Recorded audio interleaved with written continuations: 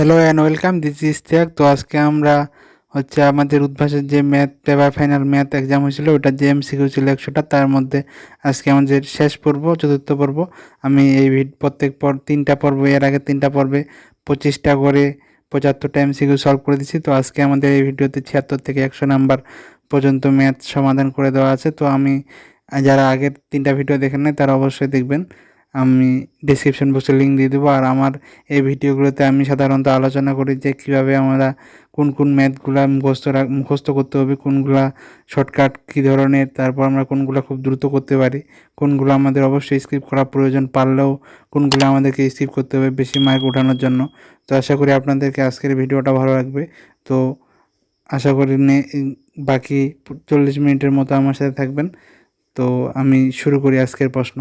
76 নম্বর প্রশ্নটা হলো, এটা একটা মুখস্থ প্রশ্ন। মুখস্থ প্রশ্ন কেন? কারণ প্রশ্নটা দেখেন, এখানে বলছে কোনো ত্রিভুজের শীর্ষত্রয়ে 3টি সমমুখী সমান্তরাল বল পি কিউ আর যদি ক্রিয়া করে আর এদের লব্ধি যদি ভর কেন্দ্রগামী হয়, তাহলে নিচের কোনটা সঠিক? তো আমরা এই ধরনের অনেকগুলো অঙ্ক আমাদের আছে। একটা ত্রিভুজ মনে করেন,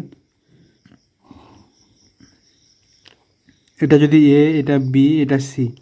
এখানে মনে করেন এ বরাবর পি, বি বরাবর কিউ আর সি বরাবর আর ক্রিয়া করতেছে, আর এদের লব্ধি মনে করেন ভরকেন্দ্রগামী যদি হয়, তাহলে এখানকার কোনটা সঠিক?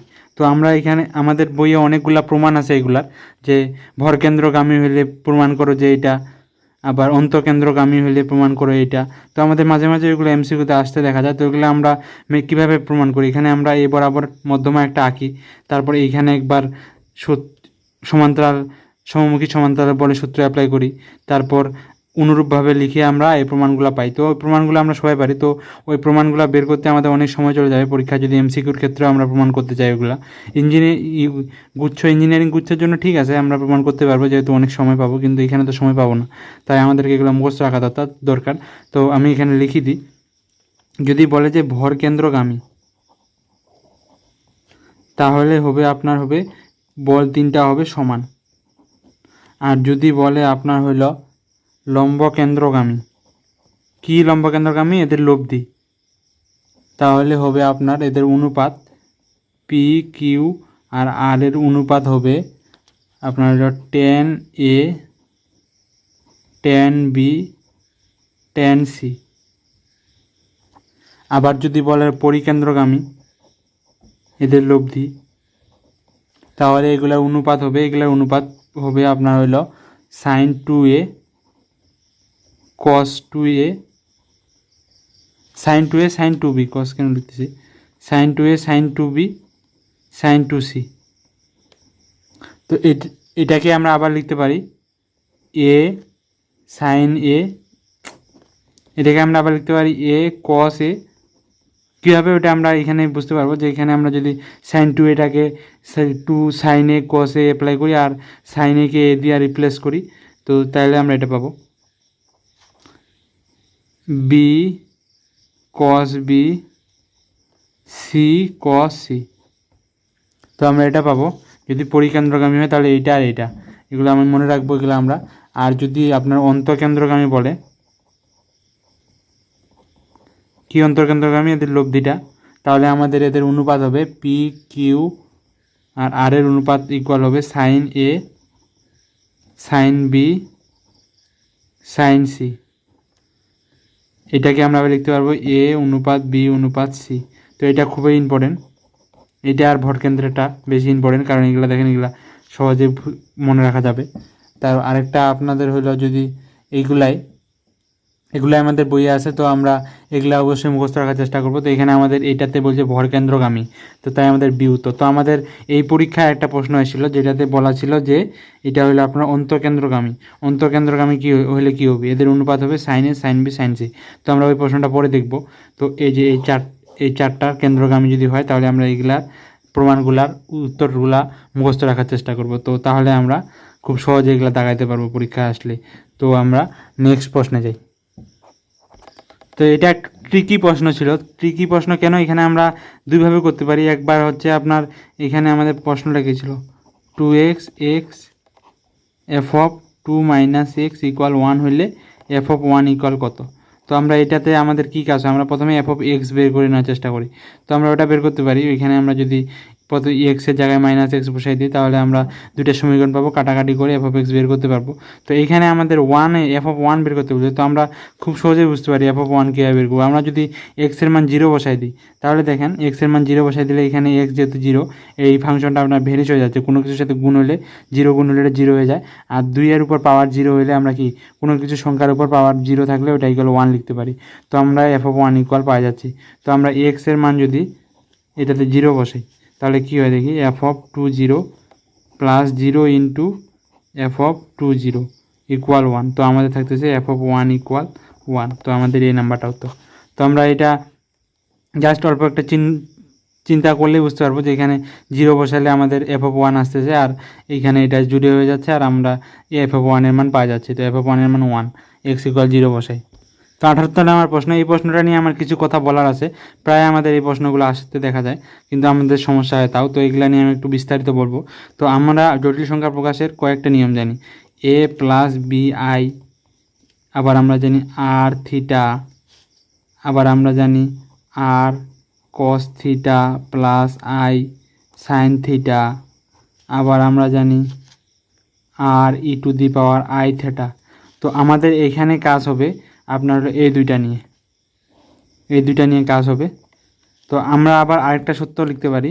কি সূত্র? এটা হলো আপনার এই যে এ প্লাস বি আই এর উপর যদি পাওয়ার আকারে এন থাকে তাহলে আমরা এটা লিখতে পারি, এগুলাকে লিখতে পারি R to the power N N theta, আবার R to the power N cos N theta plus I sine N N theta plus R to the power N E to the power I N theta. তো আমরা কি জানি, যদি পাওয়ার জটিল সংখ্যার উপরে যদি পাওয়ার হিসাবে থাকে কোনো কিছু, তো ওইটার মডুলাস আর্গুমেন্টে হলে মডুলাসে কোনো পরিবর্তন আসে না। মডুলাস হলে ওই মডুলাসের উপরে ওই এন চলে আসে, আর আর্গুমেন্টে লগের নিয়মে। তো আমরা আর্গুমেন্টটা জাস্ট যদি পাওয়ার হিসাবে থাকে তো ওইটা সামনে চলে আসে গুণ আকারে। তো আমরা ওইটাই লিখছি। তো এই দুইটা যে বিষয় আমরা ব্যবহার করে এটা সমাধান করব। তো আমরা এখানে মনে করেন I two the power minus I আছে, তো আমরা মাইনাস আইটাকে এন মনে করি, এন ইকুয়াল এখানে মাইনাস আই। তো আমরা I two the power N লিখতে পারতেছি কি না? তো I two the power N, এটাকে যদি আমরা এ প্লাস বি আই এর সাথে তুলনা করি টু দি পাওয়ার এন এর সাথে, তো এখানে আমরা এটার আমরা কি জানি, আই এর মডুলাস কত 1 আর আর্গুমেন্ট কত π/2। এটাই তো আই এর মডুলাস 1 আর আর্গুমেন্ট π/2। তো আমরা এটাকে যদি আপনার হইল এই যে আমরা যে এটা যে জানি যে মডুলাস জটিল সংখ্যা প্রকাশের আরেকটা পদ্ধতি R N E to the power I N theta, A plus B I N এর এটা ইকুয়াল আমরা এটা বলতে পারি। তো আমরা এইটাকে এই যে আই টু দি পাওয়ার এনটাকে যদি এইভাবে লিখতে চাই তাহলে আমাদের আর এর মান এখানে কত 1, এটা আর এইটা হলো আমাদের থিটা। তো আর এর মান 1, তো আমরা এটাকে লিখতে পারবো 1 টু দি পাওয়ার এন, আবার আমরা লিখতে পারবো E to the power I N π/2 লিখতে পারবো কি না? তো আমরা এটা মাইনাস আইকে কিন্তু এখানে এন ধরছি, এন ইকুয়াল ধরছি মাইনাস আই, যেহেতু পাওয়ারটাকে আমরা এন ধরছি, পাওয়ার আমাদের আছে মাইনাস আই। তো আমরা জাস্ট এখন আমরা কোনো সংখ্যার উপর পাওয়ার হিসাবে যে ওয়ানের উপর পাওয়ার যাই থাক আমরা কি জানি 1-এ হয়। তো আমরা এখন এন এর জায়গায় মাইনাস আই যদি বসাই দিই তাহলে এখানে আসতেছে আমাদের আই স্কোয়ার π/2। তো আমাদের আই স্কোয়ারের মান জানি 1 -1, তো -1 আর মাইনাস হবে +1, তো ই টু দি পাওয়ার π/2। তো এইটা হলো আমাদের জটিল সংখ্যাটা আসতেছে সিম্পলিফাই করে। তো জটিল সংখ্যাটা আমাদের একটা কি আসতেছে, জটিল সংখ্যার কয়টা অংশ থাকে, এ প্লাস বি, একটা জটিল সংখ্যা অংশ থাকে, একটা বাস্তব অংশ থাকে। তো এখানে দেখেন এটা পুরাটাই বাস্তব, এখানে আই যুক্ত কোনো জটিল অংশ নাই। তাই আমরা এটার মডুলাস কি বলতে পারি, মডুলাস বলতে পারি ই ইকুয়াল π/2, এটাই মডুলাস হবে। আর যেহেতু জটিলযুক্ত পথ নাই, তো আবার আমাদেরকে যদি বলতো যে এইটার আর্গুমেন্ট কত বের করো, তো এখানে একটা দেখেন এটা কিন্তু একটা বাস্তব সংখ্যা, আর কোনো বাস্তব সংখ্যার আর্গুমেন্ট আমরা কি জানি 0 ডিগ্রি, প্লাস বাস্তব সংখ্যা আর মাইনাস বাস্তব সংখ্যার হচ্ছে -180 ডিগ্রি। তো এটার হচ্ছে আপনাদের এটা তাহলে মডুলাস আসলো আমাদের e⁻π/2 আর আর্গুমেন্ট আসলো 0 ডিগ্রি। তো আমরা এখানে জাস্ট এই দুটা এগুলো যদি আমাদের জানা থাকে তাহলে আমরা এটা খুব সহজে বের করতে পারি। তো এভাবে আমাদেরকে এই প্রশ্নটা সমাধান করতে হবে। তো আমরা নেক্সট প্রশ্ন দেখি।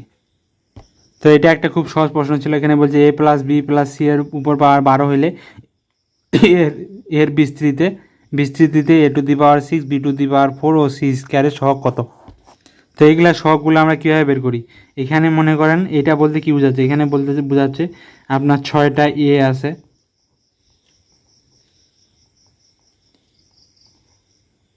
4টা b আছে আর 2টা c আছে। তো এইগুলাকে আমরা কতভাবে বিন্যস্ত করতে পারবো, ওইটাই হলো এর বিস্তৃতি সহগ।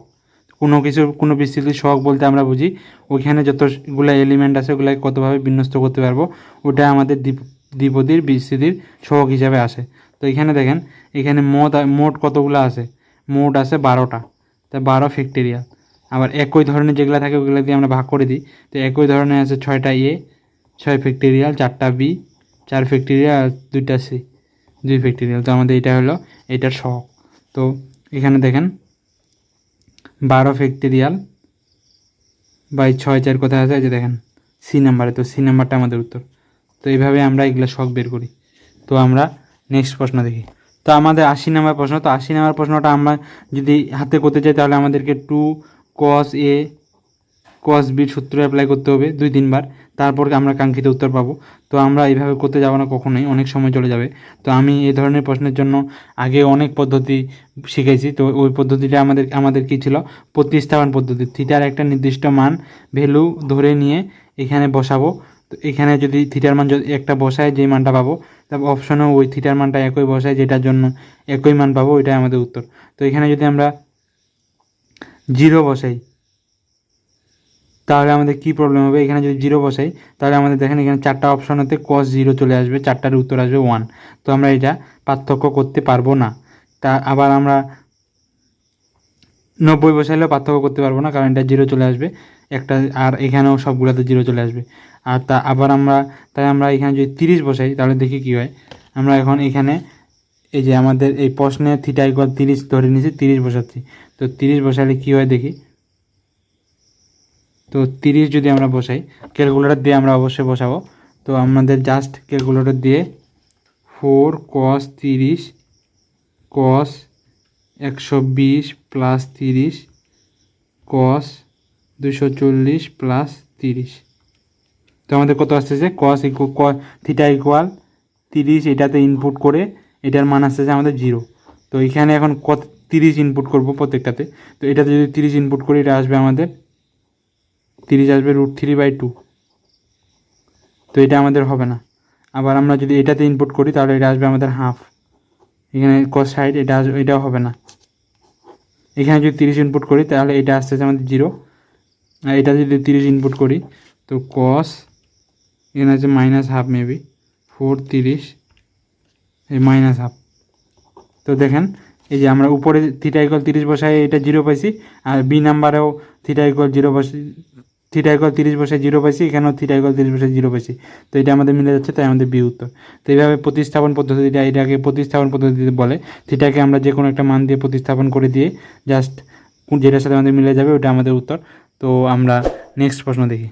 তো নেক্সট প্রশ্নটা খুব সহজ। এটা আমরা কিছুক্ষণ আগে যে আমি বলে দিলাম যে আমরা কিছু শর্ত যে বলে দিলাম, লম্বকেন্দ্র পরিকেন্দ্র, ওই প্রশ্নটাই আর এটা একই। এখানে দেখেন এই প্রশ্নে বলছিল যে লব্ধি ভরকেন্দ্রগামী, তাই আমাদের P = Q = R হয়েছে। আবার আমি কিছু শর্ত লিখে দিয়েছি যে লম্বকেন্দ্রগামী হলে এইটা, পরিকেন্দ্রগামী হলে এইটা, অন্তকেন্দ্রগামী হলে এইটা। তো আমাদের এখানে কি বলছে, অন্তকেন্দ্র যদি হয়, লব্ধি অন্তকেন্দ্রগামী হলে নিচের কোনটি সঠিক। তো আমি সেই জন্য বললাম যে একই পরীক্ষায় 2টা আসছে এই টপিক থেকে, তাহলে কতটা ইম্পর্টেন্ট আপনারা চিন্তা করেন এগুলো মুখস্থ রাখা। তো আমি কি বলছিলাম, অন্তকেন্দ্র হলে এদের অনুপাত হবে sin A sin B sin C। R sin 2A sin 2B sin 2C কখন হবে, যখন আপনাদের হবে পরিকেন্দ্রগামী। লব্ধি পরিকেন্দ্রগামী হলে আপনাদের এ নাম্বারটা সঠিক হইতো। আর এখানে যেহেতু অন্তকেন্দ্রগামী তাই আমাদের ডি নাম্বারটা সঠিক।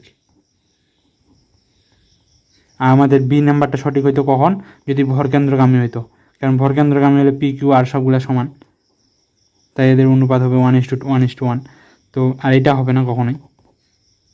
তো আমাদের এটার জন্য যেহেতু অন্তকেন্দ্রগামী তাই আমাদের এটা হবে ডি উত্তর।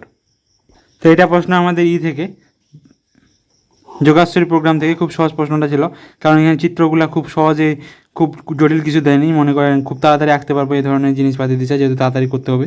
তো আমাদেরকে এখানে একটা রেখা দেওয়া আছে, এটা হলো এক্স প্লাস ওয়াই 5, আবার এখানে একটা বলছে যে এক্স 4, এটা হচ্ছে এক্স যেহেতু, তাহলে এটা ওয়াই অক্ষের সমান্তরাল হবে। আবার আরেকটা বলছে এক্স অক্ষের সমান্তরাল। তো আমরা যদি এটা সলভ করি তাহলে আমরা এই বিন্দুটা পাই, এটা আমরা এই বিন্দু, এটা হবে আমাদের 4 2। আর এটা যদি সলভ করি তাহলে আমাদের এক্সের মান হবে 4, ওয়াই মান হবে 1। তো এটা কোথায়, এক্স 4 ওয়াই 1, তো এটা আমাদের এক্স 4 ওয়াই 1। আর এই যে এখানে একটা বিন্দু আছে, এটা যদি আমরা সলভ করি তাহলে আমাদেরকে এটা সলভ করতে হবে। তো এটা 2 যদি ওয়াই হয় তাহলে এক্স হবে 3, তো এটা হবে 3 2। তো এখন আমরা এই 3টা বিন্দু এটাতে চেক করে দেখব যে কোনটার জন্য মান সর্বোচ্চ আসে। তো এখানে আমরা দেখি 4 2 8, 5 2 10। তো এই যে এই বিন্দুর জন্য দেখি জেড আসবে 18, তো আমাদের 18 সর্বোচ্চ। তো আমরা এটা যত তাড়াতাড়ি আমাদের দক্ষতার উপর যত তাড়াতাড়ি আমরা সমাধান করতে পারি, আমরা সবাই জানি যে এগুলো কীভাবে করতে হয়। তো আমরা নেক্সট প্রশ্নে যাই। তো এটা খুব সহজ প্রশ্ন, এখানে একটা বিন্দু দেওয়া আছে -3 2 বিন্দু থেকে এত বৃত্তের উপর অঙ্কিত স্পর্শকের সমীকরণ। আমরা কি জানি x1 y1 বিন্দু হতে x² plus y² plus 2gx plus 2fy plus c বৃত্তের উপর অঙ্কিত স্পর্শকের দৈর্ঘ্য ইকুয়াল √x1² মানে এই x1 y1 খালি এই বিন্দুটার উপর বসে দিতে হবে, y1² plus 2gx1 plus 2fy1 plus c। তো এখানে দেখেন এক্সের সহগ আর ওয়াই সহগটা কিন্তু আমাদের 1 রাখতে হবে। তো আমাদের এইটাতে যখন আমরা এই বিন্দুটা বসাই দিয়ে স্পর্শকের দৈর্ঘ্য বের করব, তার আগে আমাদেরকে এখান থেকে 5 কমন নিতে হবে। তো তাহলে আমরা 5 যদি কমন নিই তাহলে পাবো x² plus y² minus 5x plus y/5 plus 5কে আমরা যদি 90কে যদি 5 দিয়ে ভাগ দিই তাহলে আমরা পাচ্ছি হচ্ছে 18 ইকুয়াল 0। তো এখন আমাদের -3 2 বিন্দু থেকে এটার দৈর্ঘ্য বের করতে হবে। তো √-3² প্লাস 2² মাইনাস যে প্লাস কত, প্লাস হলো 5 × 3 প্লাস ওয়াইয়ের মান হলো 2/5 18। তো এটা আমরা ক্যালকুলেটরে চাপলে জাস্ট উত্তর পাই হলো আপনার, তো উত্তর পাই আমরা 6.81। তো 6.81 হচ্ছে বি নাম্বারটা, তো বি নাম্বারটা আমাদের উত্তর। তো আমরা এটা খুব সহজ প্রশ্ন ছিল, এই সূত্রটা আমাদের সবার জানা। তো এখানে যদি একটা জিনিস ছিল যে এক্সের সহগটাকে 1 করে নিতে হবে ভাগ দিয়ে। তো এইখানে একটা ট্রিক্স আছে এই প্রশ্নের জন্য, এই প্রশ্নটা আমরা অনেকে কীভাবে করবো, এই প্রশ্নটাতে আমাদেরকে x-2 = z² ধরে নিতে হয় এই ধরনের প্রশ্নের জন্য। দেন আমাদেরকে এখানে ডিফারেন্সিয়েশন করে প্রতিস্থাপন করতে হয় এক্সকে জেডের মাধ্যমে, তারপর আমরা উত্তর পাই। তো আমরা ওইভাবে করতে সময় লাগে যাবে। তো এখানে আমাদের একটা ট্রিক্স অবলম্বন করা যায়, আমি এই ট্রিক্সটার অল্প একটু আলোচনা কিন্তু করছি আগেই। আপনার হচ্ছে চ্যাপ্টার 2-এ এই মনে করেন এই কোশ্চিন সলভের এই 26 থেকে 50 পর্যন্ত যেই ভিডিওটাতে সলভ করেছিলাম ওইটাতে। তো কি ওইটা ছিল টেকনিকটা, আমরা যখন কোনো একটা ফাংশনকে ডিফারেন্সিয়েশন করি, মনে করেন f(x)কে ডিফারেন্সিয়েশন করি f(x) পাইলাম, এটাকে ইন্টিগ্রেশন করলে আবার আমরা কিন্তু f(x)ই পাবো। আবার f(কে) যদি আমরা ইন্টিগ্রেশন করি তাহলে আমরা আবার f(x) পাবো। f(কে) ডিফারেন্সিয়েশন করলে f(x) পাই, আর f(x)কে ইন্টিগ্রেশন করলে f(x) পাই। তো আমরা যদি এখানে আমাদের দেখেন এখানে এই ফাংশনগুলো কিন্তু খুব সিম্পল, খুব ছোট ছোট ফাংশন আছে। তো এগুলাকে আমরা এটাকে ইন্টিগ্রেশন করতে যতক্ষণ সময় না লাগে তার থেকে এই চারটাকে ডিফারেন্সিয়েশন করতে কম সময় লাগবে। কেন কম সময় লাগবে, এটা আমরা জাস্ট এটাকে যদি ডিফারেন্সিয়েশন করি এটা আমরা কী পাবো, 2/cos ইনভার্স x এর ইন্টিগ্রেশন 1 - x²। তো এটা তো বোঝা যাচ্ছে যে এটা কখনোই হবে না, এটা তাহলে এটা আমাদের উত্তর হচ্ছে না। তো আমরা এখন যদি বি নাম্বারটাকে একবার ডিফারেন্সিয়েশন করি, তো বি নাম্বারটাকে ডিফারেন্সিয়েশন করলে হচ্ছে 1 - x - 2, আর এখানে আসতেছে আবার 2√x - 2। তো আমাদের দেখেন এখানে দেখেন এটা উপরে এই টু কাটা চলে যাচ্ছে, এখানে দেখতেছে √3 - x ইন্টু √x - 2। তো এটা দেখেন 1/√3 - x (x - 2). তো তো দেখেন এটা আমাদের এই প্রশ্নের সাথে কিন্তু মিলে গেছে। তো এটা আমাদের উত্তর বি নাম্বারটা। তো আমাদেরকে অবশ্যই আপনারাই চিন্তা করবেন যে কোনভাবে এটা খুব তাড়াতাড়ি হচ্ছে। তো কখন এই প্রসেসে আমরা যাব, মানে অপশন থেকে উত্তর আনার চেষ্টা করব, অপশন থেকে প্রশ্নে যাওয়ার চেষ্টা করব এই ধরনের ইন্টিগ্রেশনের প্রশ্নে। যখন দেখবেন যে উত্তরগুলো খুব ছোট ছোট তাড়াতাড়ি, যেগুলাকে আমরা এইটাকে ইন্টিগ্রেশন করতে যতক্ষণ না সময় লাগবে তার থেকে যদি আমরা মনে করি, আমাদের যদি মনে হয় যে এই চারটাকে আমাদের ডিফারেন্সিয়েশন করতে কম সময় লাগবে, তাহলে আমরা, কারণ এখানে বিতে যাই আমাদের কাজ শেষ হয়ে গেলো, মাঝে মাঝে কিন্তু দ্বিতীয় অপশন থাকতে পারে। তো আমাদের যদি আইডিয়া মনে করেন প্র্যাকটিসের উপর থাকে, তাহলে আমরা আগেই কিন্তু বুঝতে পারবো, কয়েকটা প্রশ্ন এমনি এলিমিনেট করতে পারবো। তাহলে আমাদেরকে আবার সবগুলো ডিফারেন্সিয়েশন করতেও হবে না। তো আমরা এই প্রসেসটা অ্যাপ্লাই করব যখন অপশনগুলো খুব ছোট ছোট থাকবে, উত্তর প্রশ্নের থাকে। তো আপনাদের আশা করি যে এই প্রসেসটা খুব ভালো লাগছে। তো আমরা নেক্সট প্রশ্নে যাই। তো এই প্রশ্নটা খুব সিম্পল একটা প্রশ্ন ছিল। এখানে একটা পরাবৃত্ত মনে করেন বলছে, পরাবৃত্ত। তো পরাবৃত্ত বলছে ওয়াই স্কোয়ার ইকুয়াল 4ax। তো এই পরাবৃত্তের উপর যে আমরা যদি দুইটা স্পর্শক আঁকি, মনে করেন এই বিন্দুগুলোতে স্পর্শক আঁকছি। তো এই স্পর্শক দুইটা ছেদক কোণ, এই ছেদক কোণটা যে 90 ডিগ্রি হবে, ওর সঞ্চার পথ এর সমীকরণ বের করতে বলছে। তো এইখান থেকে যদি আমরা আঁকি, মানে এটা 90 ডিগ্রি হইতে হবে, তার সঞ্চার পথ আঁকতে বলছে।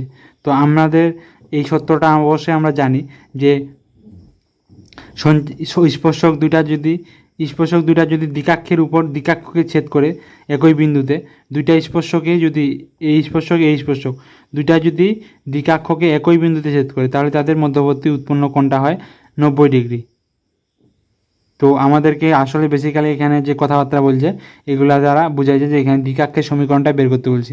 তো এই সত্যটা আমাদের অনেকে জানা না থাকতে পারে, তখন আমরা অন্যভাবে প্রসেসে যাব। তো আপাতত আমরা এটা জানে রাখি যে স্পর্শক, কোনো পরাবৃত্তের উপর যদি আমরা দুইটা স্পর্শক আঁকি, ওই স্পর্শক দুইটা যদি একটা বিন্দুতে ছেদ করে এবং একটা সরলরেখাকে একই বিন্দুতে ছেদ করে, তাহলে ওইটা হবে দ্বিকাক্ষের সমীকরণ। একই বিন্দুতে ছেদ করে এবং তাদের মধ্যবর্তী কোণ 90 ডিগ্রি হয়, তাহলে ওই যেই সমীকরণটাকে ছেদ করবে এটা হবে দ্বিকাক্ষের সমীকরণ। তো ওয়াই স্কোয়ার ইকুয়াল 4ax এর দ্বিকাক্ষের সমীকরণ কী হবে? এক্স মাইনাস এ। কারণ এখানে যদি দ্বিকাক্ষটা এখানে হবে, তো এটা যদি 0 0 বিন্দু হয়, এখানে হবে এ আর এখানে হবে উপকেন্দ্র হবে এ। যেহেতু ওয়াই স্কোয়ার ইকুয়াল 4ax আছে পরাবৃত্তটা, তাহলে এটা হবে ওয়াই অক্ষ সমান্তরাল এক্স ইকুয়াল মাইনাস এ। তো আমাদের ডি উত্তর। তো এটা আমরা মনে রাখবো, এই শর্তটা দ্বিকাক্ষের উপর স্পর্শ করে যদি দুইটা স্পর্শক, তাহলে এই শর্তটা প্রযোজ্য। তো এটা একটা ডিফারেন্সিয়েশনের প্রশ্ন। তো এটা আমার মনে হয় যে কি যে বুটেক্সের রিটেন প্রশ্ন এটা ছিল, বুটেক্সে আসছিল, তো এখানে এমসিকিউতে দিয়ে দিছে। তো আমি আগে বলছি যে এই মনে করেন এই প্রশ্নটা একটু অন্য ধরনের প্রশ্ন ছিল, এই ধরনের প্রশ্ন পরীক্ষা আসবে না, তাও এখানে একটু দিছে আর কি। তো আমরা আমি যাদের সমাধান দেখার ইচ্ছা, সলভ শেখার, তাড়াতাড়ি করার, কোনো কিছু তাড়াতাড়ি করার ইচ্ছা, তাদের এই ভিডিওটা কন্টিনিউ করতে পারেন। আমি এই ভিডিওটাতে দেখাবো কীভাবে খুব তাড়াতাড়ি আমরা করতে পারবো। তো এটাকে আমাদের বলছে Y X E to the power x plus Y. সবগুলারে আমি টেকনিক দিব না, কারণ আমি যেগুলার জানি ওগুলার শুধু বলবো, সবগুলার টেকনিক আমার নাও জানা থাকতে পারে। তো এটাকে আমরা যদি লন দিয়ে গুণ করি, লন এক্স লন ওয়াই, এখানে হবে এক্স প্লাস ওয়াই, কারণ লন আর ই ইকুয়াল আমরা জানি 1। তো এটাকে যদি আমরা এখন জাস্ট ডিফারেন্সিয়েশন করে দিই, তাহলে আমরা পাচ্ছি ইউভি সূত্র, এখানে পাচ্ছি আপনার হলো লন ওয়াই, আর এখানে পাচ্ছি হলো x by y d y by d x. তারপরে আমরা এখানে পাবো 1, এখানে পাবো ডিওয়াই বাই ডিএক্স। তারপর আমরা ডিওয়াই বাই ডিএক্সটাকে এই পাশে নিয়ে আসবো, এই পাশে নিয়ে আসবো, লন ওয়াইটা এই পাশে নিয়ে যাবো, তাহলে আমরা ডিওয়াই বাই ডিএক্স ইকুয়াল পাবো 1 minus ln y x minus y. তো আমাদের বি নাম্বারটা হতো। তো জাস্ট এটা আমাদের স্কিলের উপর, যত তাড়াতাড়ি আমরা হিসাব করতে পারি। লন দিয়ে গুণ করতে হয় এই ধরনের প্রশ্নে, আমরা সবাই জানি। তো এখানে বলছে যে এক্সের কোন মানের জন্য সাইন ইনভার্স রুট এক্স এবং কস ইনভার্স রুট এক্সের মান π/2 হবে। তো আমরা যদি মনে করেন এখানে লক্ষ্য করি সাইন ইনভার্স রুট এক্স, তো সাইন ইনভার্স এক্সের ডোমেন আমরা কি জানি, এক্সের মান কত হতে পারে, -1 থেকে শুরু করে +1 পর্যন্ত। তো আবার এইখানে এই ফাংশনের জন্য দেখেন এক্সটা আছে কিন্তু রুটের মধ্যে, তো রুটের মধ্যে তো কখনো আপনার আবার নেগেটিভ সংখ্যা হইতে পারবে না, তাহলে এখানে কত হইতে পারবে, এখানে 0 থেকে 1-এর মধ্যেই হইতে হবে এক্সের মানটা, না হলে যদি, তাছাড়া এই ফাংশনটা ভ্যালিডে হবে না।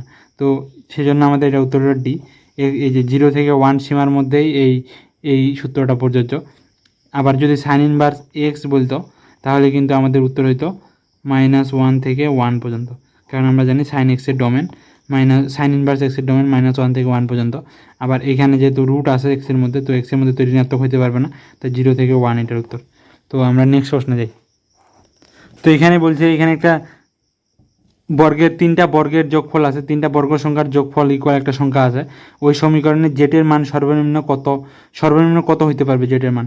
তো আমরা যদি লক্ষ্য করি, এখানে যদি এক্স ইকুয়াল মনে করি 2 আর ওয়াই ইকুয়াল মনে করি 6, তখন তো আপনাদের প্রথম দুইটা আপনার কত আসতেছে, 0 চলে আসতেছে। প্রথম দুইটা যেহেতু এটা কিন্তু সবসময় প্রত্যেকটা অংশে কিন্তু ধনাত্মক হয়ে অ্যাড হবে, তো প্রথম দুইটা যদি যোগ হয় তাহলে তখনই তো আমরা তৃতীয়টার সর্বনিম্ন আর সর্বোচ্চ মান কত এর জন্য উত্তর ইকুয়াল 4 মানে 2 স্কোয়ার ওটা বের করতে পারবো, প্রথম দুইটা 0 হইলে।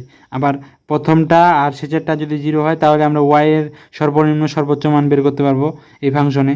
আবার যদি শেষেরটা আর মাঝখানেরটা 0 হয় তাহলে এক্স এর সর্বনিম্ন মান বের করতে পারবো। তো আমরা প্রথমটা এটা আর এটা 0 ধরে নিই, তো এটা আর এটা 0 ধরে নিলে z-9 ইকুয়াল আমরা বলতে পারবো 2, আপনার এখানে হচ্ছে -2, যেহেতু স্কোয়ার করলে আমরা জানি +-2 আসে। তো আমরা এখান থেকে জেড পাই, এখান থেকে পাই 7z-11। তো আমাদের জেডের সর্বনিম্ন পাচ্ছি 7 আর সর্বোচ্চ মান পাচ্ছি 11। এখানে যদি আমাদেরকে বলতো যে এক্সের সর্বনিম্ন মান কত সম্ভব, তাহলে আমাদেরকে এটা 0 মনে করতে হতো, যেহেতু সবগুলো ধনাত্মক, কিন্তু এখানে বর্গ আছে ধনাত্মক হয়ে আবার যোগ আছে অ্যাড হবে, তাই আমাদেরকে এই দুটা যদি আমরা শূন্য করে দিতে পারি তাহলে এটার প্রভাব শুধু পড়তেছে, এটার জন্য আমরা সর্বনিম্ন আর সর্বোচ্চ এক্সের মান কত হইলে 4 পাবো ওটা বের করতে পারবো। তো আমরা যেটার জন্য বের করতে বলবে, যেটার সীমাটা বের করতে বলবে, ওটা ছাড়া বাকি দুইটাকে 0 করে দেবো এই ধরনের প্রশ্নে। তো এটা হলো ডি নাম্বারটা উত্তর। তো আমরা নেক্সট প্রশ্ন দেখি। তো নেক্সট প্রশ্নটা খুব সহজ একটা প্রশ্ন ছিল। এখানে বলছে একজন কামার কাঁধের উপর একটি হাতুড়ি ও হাতুড়ির উপর হালকা প্রান্ত হাতে মনে করেন একটা কামারে এটা মনে করেন কাঁধ, এটা মনে করেন কামারের কাঁধ, যদিও কোনো কাঁধের মতো কিছুই হয়নি। এখানে একটা হাতুড়ি আছে মনে করেন,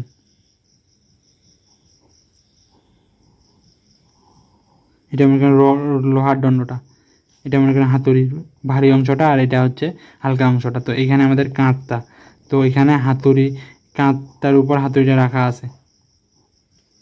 তো এটা মনে করেন কাঁধের উপর চাপ কত পি, আর এখানে দেখেন এটা হচ্ছে ডাব্লু ওজনটা, মনে করেন হাতুড়ির ওজনটা ডাব্লুটা নিচের দিকে কাজ করতেছে।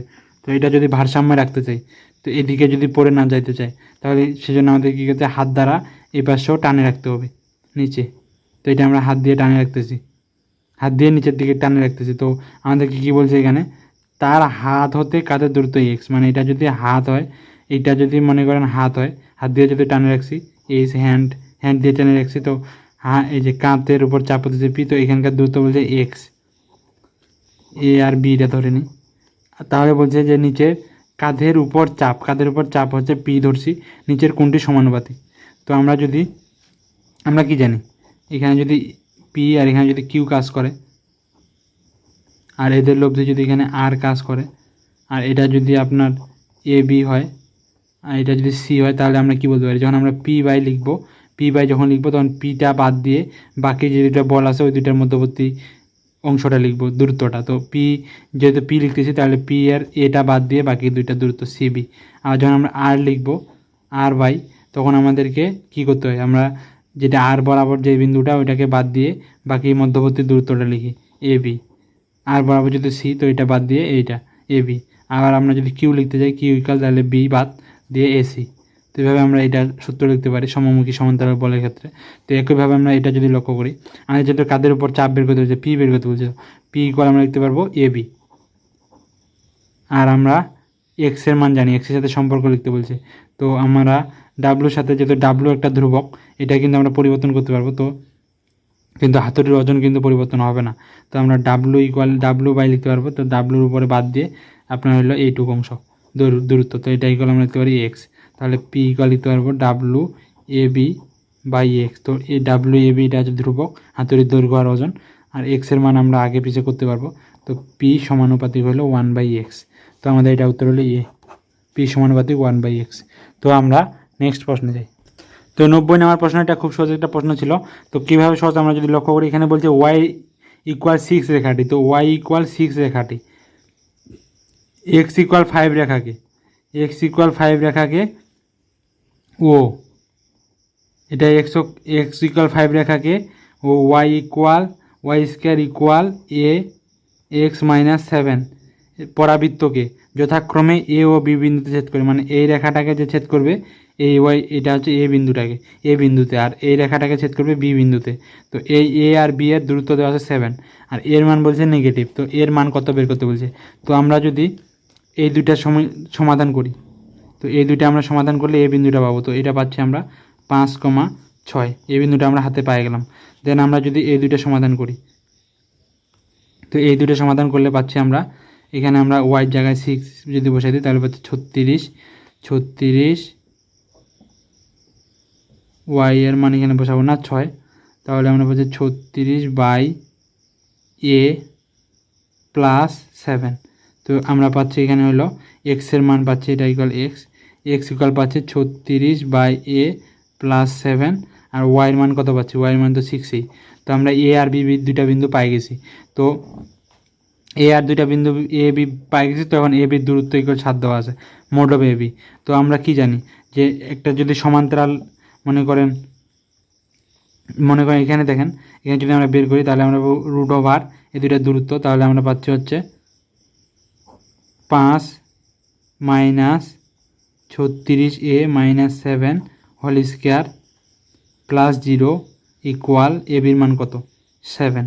তো আমরা এখানে পাবো প্লাস মাইনাস 5, প্লাস মাইনাসটা ওই পাশে হয়ে যাবে, 5 - 36/a-7 ইকুয়াল প্লাস মাইনাস 7।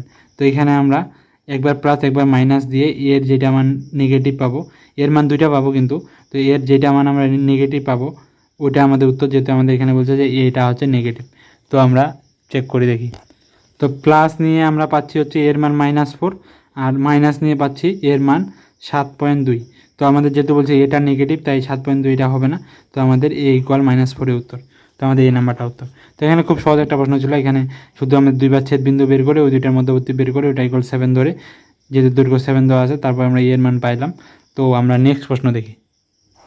তো এটা একটা খুব সহজ প্রশ্ন ছিল। এখানে বলছে 1 থেকে 20-এর মধ্যে যে কোনো সংখ্যা নিলে তাহলে অযুগ্ম পূর্ণবর্গ সংখ্যা হওয়ার সম্ভাবনা কত। তো আমরা 20-এর উপর যদি রুট করি তাহলে কত পাবো, আমরা 4 পয়েন্ট সামথিং কিছু একটা পাবো। তো এইখানে আমরা পাচ্ছি যুগ্ম অযুগ্ম সহ। তো আমরা অর্ধেক যুগ্ম হবে অর্ধেক অযুগ্ম হবে, তাহলে আমরা যেহেতু শুধু অযুগ্মর জন্য বের করতে বলছে, তো অযুগ্মর জন্য হবে 2। তো দুইটা অনুকূল সংখ্যা পাবো অযুগ্ম, সে দুইটা কি, একটা 9 বর্গ করলে আমরা পাচ্ছি 3, আর একটা আমরা পাচ্ছি হচ্ছে আপনার 1 বর্গ পাইলে পাবো আমরা 1। তাছাড়া আমরা পাবো না অযুগ্ম। তো অযুগ্ম মানে বিজোড়। তো আমাদের মোট সম্ভাব্য সংখ্যা 20 আর অনুকূল ঘটনা 2, তাহলে আমরা পাচ্ছি 1/10। তো আমাদের এই উত্তর। তো এটা সহজ প্রশ্ন ছিল। তো আমরা নেক্সট প্রশ্ন দেখি। তো এই প্রশ্নটা সহজ প্রশ্ন ছিল। তো এটা আমরা জাস্ট sec ইনভার্স x-1 পাবো, তারপর আমরা লিমিট বসাবো 3√2 + 1। কিন্তু আমরা এভাবে করবো না, আমরা কীভাবে করবো, আমরা ক্যালকুলেটর দিয়ে করবো। ক্যালকুলেটর দিয়ে কী করবো, জাস্ট আমরা ক্যালকুলেটরে এই ফাংশনটা তুলে নিব। 1/x ব্র্যাকেট দিই x-1 √over x² - 2x equal আমাদের বলছে এখানে √2 + 1, এখানে দেওয়া আছে √3, না শুধু 3 না √3, শুধু 3 দিদি। এই যে দেখেন π/12। তো আমাদের উত্তর ডাইরেক্ট চলে আসছে π/12। তো আমরা এটা অবশ্যই ক্যালকুলেটর দিয়ে করার চেষ্টা করবো পরীক্ষায়, যেহেতু আমাদের ক্যালকুলেটর আছে। আর ক্যালকুলেটর না থাকলে আমরা এভাবে করবো। এটার ইন্ডিকেশন আসবে sec ইনভার্স x-1, তারপর আমরা লিমিট বসাবো। তো আমরা নেক্সট প্রশ্ন দেখি। তো এখানে বলছি একটি ত্রিভুজের লম্ব বিন্দু দেওয়া আছে, পরিকেন্দ্র দেওয়া আছে, যদি হয় তাহলে নববিন্দু বৃত্তের কেন্দ্রের স্থানাঙ্ক কত। তো এখানে একটা নতুন টার্ম আসলে নববিন্দু বৃত্ত। তো নববিন্দু বৃত্ত বলতে কি বুঝি আমরা কিন্তু 9 মাধ্যমিকে পড়ে আসি নববিন্দু বৃত্ত। এটা একটা এমন একটা বৃত্ত যে বৃত্তের উপর 9টা বিন্দু থাকে, 9টা নির্দিষ্ট বিন্দু থাকে একটা ত্রিভুজের। তো কী 9টা নির্দিষ্ট বিন্দু, আমরা যদি একটা ত্রিভুজ আঁকি,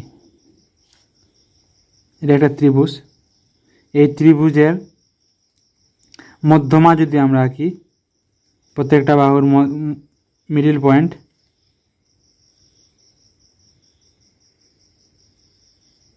বাহুগুলার মিডিল পয়েন্ট যদি আমরা নির্ধারণ করি, এখানে আমাদের কটা বিন্দু আছে? তিনটা বাহুর মিডিল পয়েন্ট 3টা। আবার আমরা যদি এই যে এই কোণ থেকে একটা যদি লম্ব আঁকি, মানে কোণ থেকে শীর্ষের উপর লম্ব, মানে লম্ব বিন্দু নির্ণয়ের জন্য আমরা যেটা আঁকি, তো এখানে আমরা একটা বিন্দু পাবো এই ধরনের, এই রেখার জন্য আমরা একটা পাবো, আর এই রেখার জন্য আমরা একটা পাবো। কটা হলো? এখানে হলো 3টা। আবার আমাদের হলো লম্ব বিন্দু যে আসে, এখানে যখন আমরা করব তখন কি একটা এই তিনটা যখন আমরা অ্যাড করব লম্বগুলা,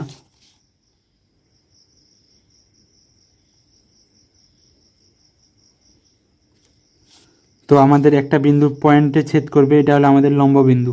তো এই লম্ব বিন্দু আর এই কেন্দ্র শীর্ষবিন্দু, এই লম্ব বিন্দু আর এই শীর্ষবিন্দুর মধ্যবিন্দু কয়টা পাবো আমরা? এখানে পাবো একটা, এখানে পাবো একটা, এখানে পাবো একটা, তো কয়টা পাচ্ছি? 3টা। তো এই যে এই 9টা বিন্দু আমরা পাইলাম, এই 9টা বিন্দু দিয়ে একটা ত্রিভুজ গমন, এই 9টা বিন্দুকে যদি আমরা যোগ করি তাহলে একটা ত্রিভুজ তৈরি হয়। একটা ত্রিভুজে এই 9টা বিন্দুর উপর, 9টা বিন্দু একটা বৃত্তের উপর যদি অবস্থিত থাকে, মানে এই 9টা বিন্দু একটা বৃত্ত দিয়ে যদি একটা বৃত্তের মধ্যেই থাকে, ওই বৃত্তটাকে একটা ত্রিভুজের, এই 9টা বিন্দু একটা বৃত্তের মধ্যেই থাকে, তা ওই বৃত্তটাকে আমরা বলি নববিন্দু বৃত্ত। তো ওইটা আমরা অবশ্যই জানা রাখবো যে নববিন্দু বৃত্ত জিনিসটা কী। তো নববৃত্ত বিন্দুর এখানে আমাদের কেন্দ্র বের করতে হবে। তো এখানে একটা জিনিস জানা আমাদের দরকার, যে লম্ব বিন্দু যে পাই আমরা এই ত্রিভুজের, আর এই পরিকেন্দ্র যে পাই, এই দুইটার মধ্যবিন্দুই কিন্তু হয় ওই নববিন্দুর বৃত্তের কেন্দ্রটা। তো আমরা মধ্যবিন্দুর বের করার সত্য সবাই জানি। তো এখানে আমাদের দুইটা বিন্দু তো আছে, এর মধ্যবিন্দুই হয় নববিন্দু বৃত্তের কেন্দ্রের কেন্দ্র। তো আমরা এটার মধ্যবিন্দুটা যদি বের করি তাহলে আমরা পাচ্ছি হচ্ছে 3/2 আর পাচ্ছি হচ্ছে 7/2। তো আমাদের সি নাম্বারটা উত্তর। তো খুব সহজ প্রশ্নটা ছিল, শুধু আমাদের এটা যে বেসিকটা জানা নেওয়া খুব প্রয়োজন ছিল, যে লম্ববিন্দু আর পরিকেন্দ্রের মধ্যবিন্দুই হয়ে হচ্ছে আমাদের নববিন্দু বৃত্তের কেন্দ্র। তো নববিন্দু বৃত্ত কি? যে বৃত্তটা হচ্ছে একটা ত্রিভুজের উপর 9টা বিন্দু দিয়ে যায়, ত্রিভুজের মধ্যে অবস্থিত 9টা বিন্দু দিয়ে গমন করে, ওই বৃত্তটাকে বলে নববিন্দু বৃত্ত। তো আমরা এটা মনে রাখবো। তো আমরা নেক্সট প্রশ্ন দেখি। তো এটা ডিফারেন্সিয়েশন থেকে ছিল। তো প্রশ্নটা দেখে আমাদের অনেক বড় মনে হতে পারে, কিন্তু প্রশ্নটা যতটাই বড় ততটাই কিন্তু সহজ। তো কীভাবে সহজ আমরা যদি এখানে একটু লক্ষ্য করি, তো এখানে দেখেন, এখানে হচ্ছে পি কিউ আর হচ্ছে কিন্তু চক্র আকারে কিন্তু বিন্যস্ত। তো এটা যদি আমরা হিসাব করি, এটা আমরা y=1 পাবো। কীভাবে পাবো? আমরা যদি একটু জাস্ট হিসাব করি তাহলে বুঝতে পারবো। এখানে দেখেন, এখানে আছে আমাদের দুইটার কাছে পি আছে নেগেটিভ আকারে। তো এটা যখন আমরা ভাঙাবো তখন আমরা x/pটা লসাগু আকারে পাবো। ওখানে x/pটা এখানে থাকবে, আর এখানে উপরে x/p চলে যাবে। একইভাবে এখানে আমাদের এখানে আমাদের এটা কিউ হইতো, ভুল তুলছি। তো এখানে আমাদের একইভাবে কিউটা এখানে চলে যাবে, আর এখানে পি কিউ আর আসবে, এখানে আমাদের উপরে আর চলে আসবে যাবে, এখানে আমাদের পি কিউ আর চলে আসবে। তো তারপর আমরা এক্স কিউ এক্স আর লসাগু নিলে উপরেও আমরা এক্স কিউ এক্স আর পাবো। তো যেন আমরা ওই দুইটা কাটা দিয়ে y=1 পাবো, তাহলে dy/dx আমাদের আসবে 0। তো আমরা এটা দেখেই বলতে পারবো যে dy/dx = 0। কারণ এটা হচ্ছে একটা চক্রক্রমিক রাশি পি কিউ আর এখানে এই ফাংশনের জন্য। তো আমরা এটা লসাগু করলে 0 পাবো। তো এটা বোঝা যাচ্ছে যে এটা আমরা একটু অ্যারেঞ্জমেন্ট করে এটা একটা ধ্রুবক সংখ্যা পাবো, আর ওইটা ডিফারেন্সিয়েশন করলে 0 আসে। তো আমরা এটা এভাবে আমরা এটা ভাঙাই করার চেষ্টা করব। ভাঙাই করলে আমরা অল্প একটু ভাঙালে বুঝতে পারবো যে এটা =1 আসতেছে। তো তাছাড়া আমাদেরকে অনেক বড় মনে হতে পারে, এই প্রশ্নটা আমরা স্কিপও করতে পারি। তো নেক্সট প্রশ্ন দেখি। তো এই প্রশ্নটা কখনোই আমার মনে হয় না যে এখানে একটা এমসিকিউতে আসার মতো প্রশ্ন, এটা একটা রিটেনে আসার মতো প্রশ্ন। তাছাড়া এই প্রশ্নটা আমাদের সবারই করা আছে আগের। তো এই প্রশ্নটা আমরা কীভাবে করি, আমরা এটা কখনোই এমসিকিউতে আসবে না। এটাকে যদি আমরা অপশনগুলোকে ডিফারেন্সিয়েশন করে এটা আনতে চাই তাহলে কিন্তু বিশাল কাহিনী হয়ে যাবে। এটা কিন্তু আমরা এই অঙ্কের জন্য কখনোই করতে যাব না, কারণ দেখেন এখানে এই ফাংশনগুলো বিশাল বড়, এগুলাকে ডিফারেন্সিয়েশন করতেও অনেক সময় লাগে যাবে। তাই আমি ওইটার জন্য দেখাছিলাম, কারণ ওটাতে ফাংশনটা ছিল অল্প একটু ছোট একটা ফাংশন, তাই ওই অপশনগুলোতে। তো এটা আমরা যদি sin/cos/sin আকারে ভাঙায় লসাগু করি তাহলে নিচে পাবো আমরা sin x cos x, উপরে পাবো আমরা sin x + cos x। দেন আমরা যদি √2 গুণ আকারে নিয়ে নিচে একটা √2 sin x cos x নিই, আর এখানে যদি আমরা sin x plus cos x লিখি, তাহলে আমরা দেন আবার এখানে যদি আমরা √2 sin x plus cos x √ এখানে একটা 1 যোগ করি, আর এখানে একটা 1, আমরা যদি একটা 1 যোগ করি একটা 1 বিয়োগ করি, আর plus 2 sin x cos x। তো আমরা এখানে এটা লিখতে পারবো √2 sin x plus cos x √1 minus 1কে লিখতে পারবো আমরা sin square plus cos square equal আমরা জানি 1। তো এটাকে যদি আমরা লিখি sin square x plus cos square x minus 2 sin x cos x। আবার আমরা এখানে লিখতে পারবো তাহলে √2 sin x plus cos x equal লিখতে পারবো 1 minus sin x minus cos x।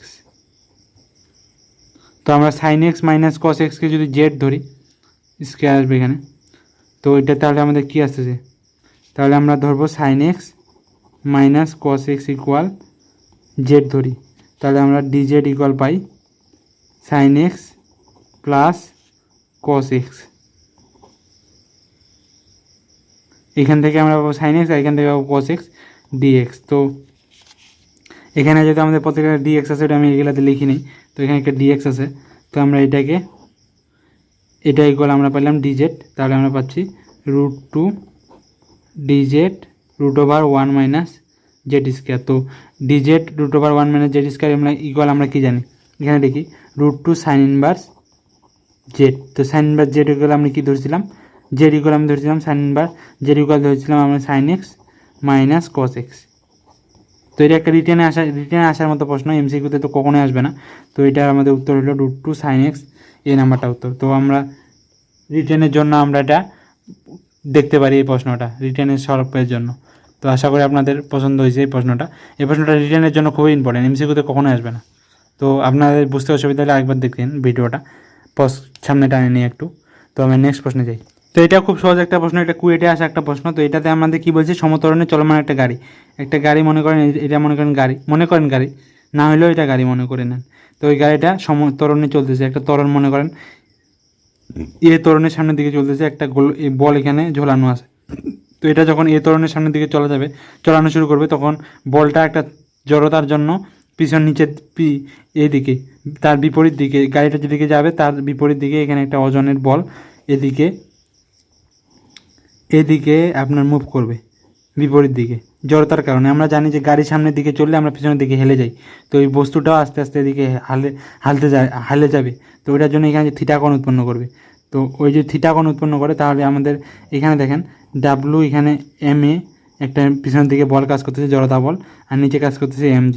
তো আমরা যদি এখানে যদি টি লিখি, তো আমরা এটা টি cos থিটা লিখতে পারবো, আর এটা লিখতে পারবো টি সাইন থিটা। তো টি সাইন থিটা ইকুয়াল আমাদের হলো MA, আর টি cos থিটা ইকুয়াল হলো আমার mg। তাহলে আমরা এটা যদি এটা ভাগ করি, তাহলে আমরা বলবো tan থিটা ইকুয়াল A/g। তাহলে A ইকুয়াল হলো আমাদের g tan থিটা। তো এটা আমরা মুখস্থ রাখার চেষ্টা করব। তো কোনো গাড়ি যদি একটা ত্বরণে মুভ করে, আর উলম্বের সাথে যদি কোনো একটা গোলক ওই গাড়িতে বাধা গোলক থিটা কোণ উৎপন্ন করে, তাহলে আমরা ওই গাড়ির ত্বরণ A ইকুয়াল লিখতে পারবো g tan থিটা। তো আমাদের এখানে ত্বরণে বের করতে বলছে A ইকুয়াল g tan, এখানে tan বলা আছে tan 60 ডিগ্রি, tan 60 ডিগ্রি মানে আমরা কি জানি √3। তো আমাদের এটা উত্তর হলো ডি নাম্বার, √3g। তো আমরা নেক্সট প্রশ্ন দেখি। তো নেক্সট প্রশ্নটা এখানে বলছে 25x² - 20x + 4 সমীকরণের একটা মূল হলো cos a হলে cos 2 এর মান কত। তো আমরা যদি মূলটা যদি ক্যালকুলেটরের সাহায্যে বের করে নিই, মনে করেন ইকুয়েশন এখানে আমাদের আছে 25 - 20 4, তো আমাদের মূলটা হলো কত 2/5। তো cos a ইকুয়াল আছে আমাদের 2/5, একটাই মূল, এটা নিশ্চয়ক 0, তাই। তো আমাদের cos ইকুয়াল পাই আমরা, তাহলে থিটাটা যদি বের করে নিই, cos ইনভার্স ইকুয়াল 2/5। আর আমাদের কী বলতেছে cos 2 থিটা। তো আমরা এর মান পাই গেছি, তাহলে 2 এর মান কীভাবে পাবো, এটাকে 2 দ্বারা গুণ করে দিই।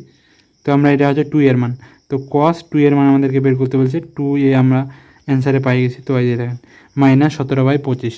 তো আমরা ক্যালকুলেটর দিয়ে -6/8 6.8, তো ক্যালকুলেটর দিয়ে খুব সহজে করতে পারি।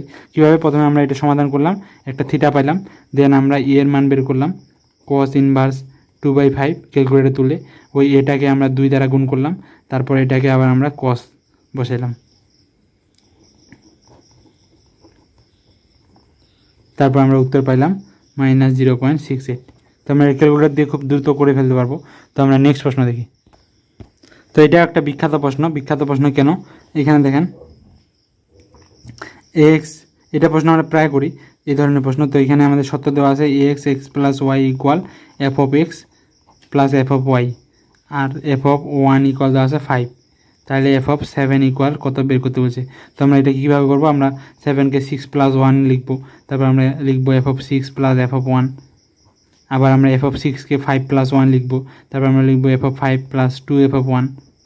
দেন আমরা এইদিকে ভাঙাইতে আমাদের আসবে, এখানে আমাদের শুধু এফ অফ 1 এর মানে জানা, তাই আমাদেরকে 5 এগুলা ভ্যানিশ করে আমাদের এখানে আসবে 7 এফ অফ 1। তারপর আমরা এফ অফ 1 এর মান জানি 5, তো 7 × 5 বসাই দিয়ে 5 × 7 = 35 আমাদের উত্তর চলে আসবে। তো 35 উত্তর। কিন্তু আমরা পরীক্ষায় এত কিছু করব না, আমাদের এফ যদি শর্ত হিসাবে f of x plus y equal f of x plus f of y থাকে, তাহলে আমরা f of n x equal লিখতে পারবো এন × এফ অফ এক্স। তো এখানে দেখেন আমাদের এই সত্যটা দেওয়া আছে। তো এফ অফ এক্স মানে এফ অফ এক্স ইকুয়াল 1 দেওয়া আছে, এফ অফ 1 ইকুয়াল 5 দেওয়া আছে। তো এফ অফ এক্স, তাহলে এখানে এক্সের মান কত? এন × এফ অফ এক্স আমরা জানি, তো এখানে এক্সের মান 1। তো এখানে দেখেন আর এফ অফ এন এক্সের মান এখানে কত বের করতে হচ্ছে? 7। তো আমাদের এখানে এন এর মান 7 আর এক্সের মান 1, এটাকে আমরা লিখতে পারবো 7 × এফ অফ 1। তো 7 এফ অফ 1 এর মান আমরা জানি 5, তো 5 × 7 = 35। এটা কখন প্রযোজ্য? যখন এই শর্ত দেওয়া থাকবে কোনো একটা ফাংশনের জন্য, তখন আমরা লিখতে পারবো F of n x equal N × F of x. তো আশা করি আপনাদেরকে এই শর্টকাটটা ভালো লাগছে। তো আমরা নেক্সট প্রশ্ন দেখি। তো এই প্রশ্নটা আপনাদের অনেকের কাছে একটু কঠিন মনে হতে পারে, কিন্তু এটা খুব সিম্পল একটা প্রশ্ন। এখানে একটা নির্ণায়ক দেওয়া আছে, এই নির্ণায়কের একটা সামেশন চিহ্ন দিয়ে একটা এক্সপ্রেশন দেওয়া আছে, ওই এক্সপ্রেশনটার সমষ্টি বের করতে বলছে। তো আমরা এই নির্ণায়কটা যদি দেখি, এটা একটা কিন্তু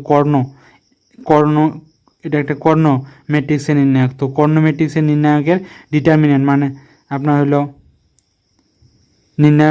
নির্ণায়ক মান হচ্ছে শুধু প্রধান কর্ণের গুণফল। তো আমরা এর নির্ণায়ক মান পাবো শুধু প্রধান কর্ণের গুণফল, তাহলে এটা আমরা পাবো 0.5। তো এটার উপর আমাদের কি বলছে? আই আছে পাওয়ার হিসাবে, আবার আই এর মান কত থেকে শুরু? আই এর মান 1 থেকে শুরু, তো আর কত পর্যন্ত? ইনফিনিটি পর্যন্ত। তো এটাকে যদি আমরা লিখতে যাই, তাহলে প্রথমে আসবে আমাদের আই এর ডিটারমিনেন্ট 1 এর উপর পাওয়ার 1 বা ডিটারমিনেন্টের পাওয়ার উপর স্কোয়ার, ডিটারমিনেন্টের পাওয়ার উপর কিউব। সামেশন চিহ্নটাকে যদি আমরা সিম্পলিফাই করে লিখি বড়, তাহলে এখানে আসবে সে ইনফিনিটি। তো আমরা ডিটারমিনেন্ট এর মান কত পাই? 0.5 জানি, আর এখানে জানি 0.5 স্কোয়ার, তারপর আসবে 0.5 কিউব। এটা থাকবে আমাদের ইনফিনিটি পর্যন্ত। তো এটা একটা ধারা যার হচ্ছে সাধারণ অনুপাত 1 এর থেকে ছোট, যেটার মান কত? 0.5 1 এর থেকে ছোট। তাহলে আমরা এটার কি জানি? অসীমতক সমষ্টি, মানে সমষ্টি তো বের করতে বলছে। তো অসীমতক সমষ্টি এস ইকুয়াল আমরা জানি a1 - r। তো আমাদের এ হচ্ছে প্রথম পদ কত? 0.5, 1 - r এর মান 0.5। তো এটা ইকুয়াল আমরা পাচ্ছি, এখানে যদি লিখি এখানে পাবো আমরা হাফ, এখানে উপরে পাবো হাফ, তো এটার মান পাবো 1। তো এটার মান হলো 1।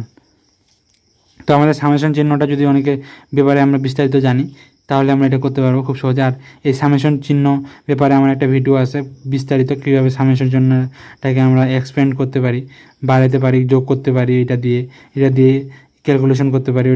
ওইটার নিয়ে একটা ভিডিও আছে, ওইটার লিঙ্ক আমি ডেসক্রিপশনে দিয়ে দেবো।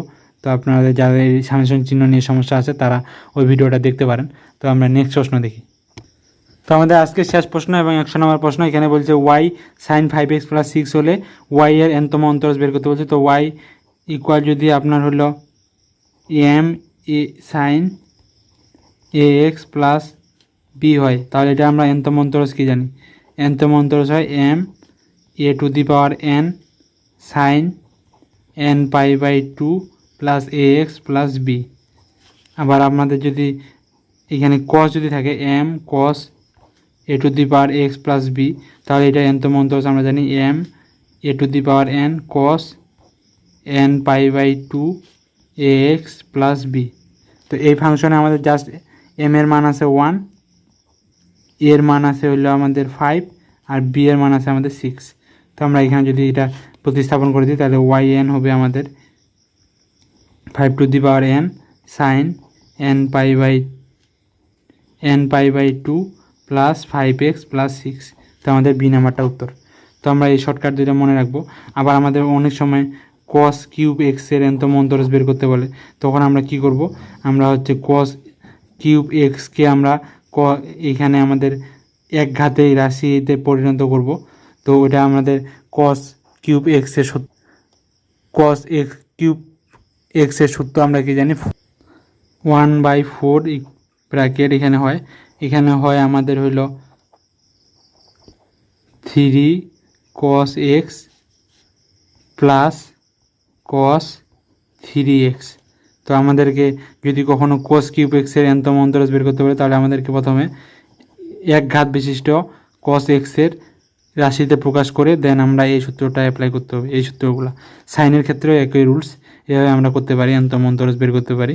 তো আমাদের 100টা পর্ব শেষ হলো। তো এর মাধ্যম দিয়ে আমাদের ওই কোশ্চিনটার 1 থেকে 100 মানে 4টা পর্ব শেষ হলো। আমি কথা দিয়েছিলাম 4টা পর্বই দিব। তো আশা করি আপনাদের সবার উপকার হয়েছে। তো আজকের মতো এখানেই শেষ করলাম। খোদা হাফেজ, সবাই আমার জন্য দোয়া করবেন।